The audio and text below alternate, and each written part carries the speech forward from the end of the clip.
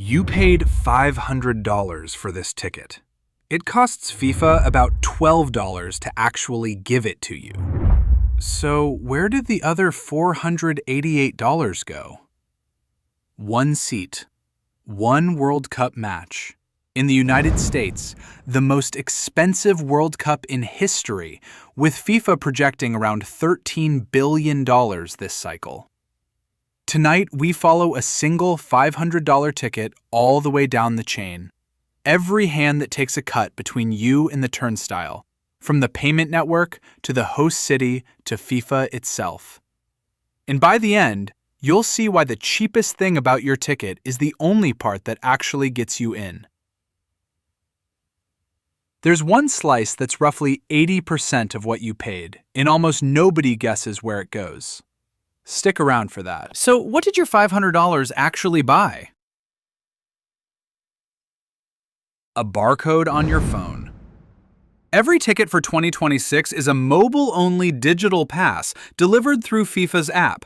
No paper, no printing, no postage. The cost of sending you that barcode and scanning it at the gate rounds to a rounding error. Then there's the seat. It's inside MetLife Stadium, or SoFi, or AT&T, stadiums that already existed, built for American football years ago. FIFA didn't pour a single yard of concrete. Across all three host countries, stadium renovations are estimated under $1 billion, next to the $7 billion Qatar spent building venues from scratch. FIFA's hardware cost for your seat is essentially zero.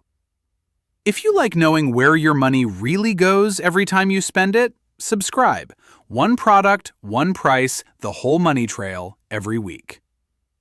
So if the ticket is a free barcode and the stadium was already standing, what exactly are you paying $500 for? Let's start at the bottom and build the price back up dollar by dollar.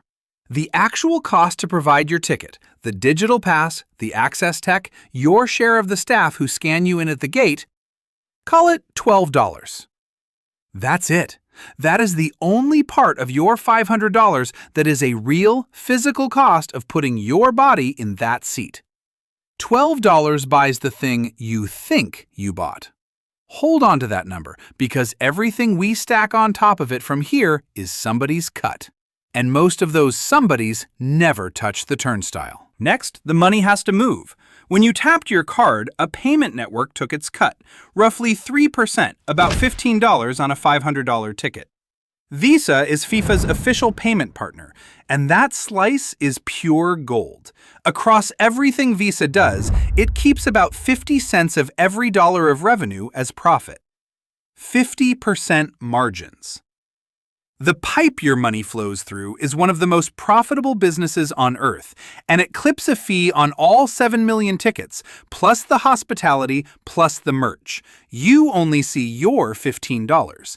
Multiply it by a sold-out tournament, and you understand why being the official payment partner of the World Cup is worth fighting for. FIFA does pay the stadium owner to use the building. Rent, basically. Spread across all the seats sold, that's maybe $23 of your ticket. Look at the size of that number. The stadium, a $1 billion building, the single most expensive object in this entire story, is one of the smallest cuts on your receipt. And it's small for a simple reason. FIFA didn't build it. These are existing NFL and MLS venues.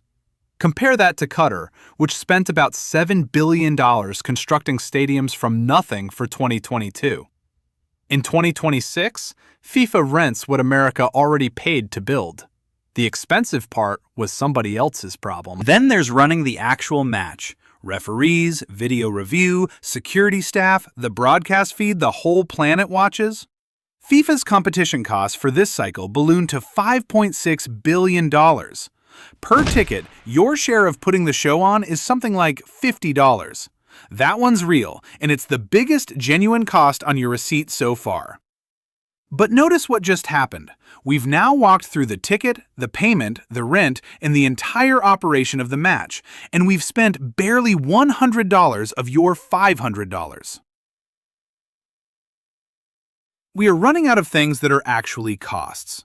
So where does the rest go? Now, here's where it gets strange. Normally, a $500 purchase in America comes with sales tax, $30, $40 that funds the city you're standing in. On your World Cup ticket, that line is zero. Not because FIFA is generous, because FIFA required host states to waive it. Georgia alone is giving up as much as $25 million in tax on Atlanta's games. Florida about $7.4 million on Miami's. And FIFA itself is exempt from income tax on the commercial money it earns here too. This is the whole job of this channel. We follow every single dollar until it stops moving. Subscribe so you don't miss the next one. So if the city gets nothing, who is covering the cost of the World Cup actually happening? The host cities. Each one is on the hook for $100 to $200 million in security, transport, and logistics. FEMA handed the 11 U.S. host cities $625 million just for security. So your tax dollars are already in this, just not on the ticket. And in return for footing that bill, the cities get no slice of your $500. No ticket money, no concessions, no merchandise, no parking. The contracts hand FIFA the revenue and hand the city the risk. They pay to host the party, FIFA keeps the cover charge. Houston, one of the host cities, was projected to make almost nothing from games. It's paying tens of millions to stage. So let's put it back together. Out of your $500, $12 to actually provide the ticket, $15 to the payment network, $23 in stadium rent, $50 to run the match, and $0 in tax. Added up, that's about $100 of real traceable cost. Which leaves $400. $400 of your single ticket is essentially FIFA's, roughly 80%. This is the slice nobody guesses. People assume the money went into the stadium, into the city, into the tax base. It didn't. It went to FIFA, a registered nonprofit in Switzerland whose cash reserves have now climbed past $4 billion. And the share of its spending that goes back into actually developing football is shrinking. 44% last cycle, 36% this one, heading toward 29%. More money in, smaller slice back to the game. That is exactly why ticketing is FIFA's fastest growing business. Ticket and hospitality income is tripling from around $950 million at Qatar to $3 billion in 2026. When your cost to deliver is $12 and your price is $500, every extra ticket is almost pure profit. Now, you might be thinking $500 was your choice. You could have gone cheaper. So let's compare the same seat 3 ways. Buy it direct from FIFA at face value, $500, and FIFA keeps about 80%. Buy that exact same ticket on FIFA's official resale platform and watch this. FIFA charges the seller 15% and the buyer another 15%. On a resold ticket, FIFA gets paid twice for one seat. The same barcode, sold again, another 30% skim. Or go up a tier to an official hospitality package from On Location, FIFA's exclusive partner, and that $500 seat becomes $2,500. Climbing to $73,000 for the top experience at the final, 10 to 20 times face value. And the quiet part?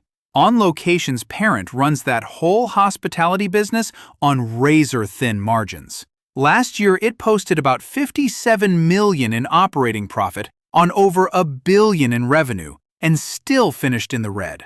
The markup is enormous. The middleman barely keeps a cent.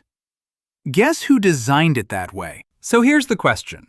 If you'd seen this receipt before you paid, $12 of ticket, $400 of FIFA, nothing to the city you're sitting in, would $500 still feel like the price of a seat? Or the price of access to something that costs almost nothing to give you? And the number wasn't even fixed. Dynamic pricing moved it with demand, like an airfare. Some tickets jumped 25% between sales windows. 500 million people requested tickets for about 7 million seats. When 500 million people want what 7 million can have, the price stops having anything to do with what it costs to provide. It becomes whatever the most desperate fan will pay. That's not a stadium pricing a seat. That's an auction wearing the costume of a ticket. Add it all back up, and you land exactly where you started. $500. $12 of it bought your ticket. The barcode, the seat, the scan at the gate.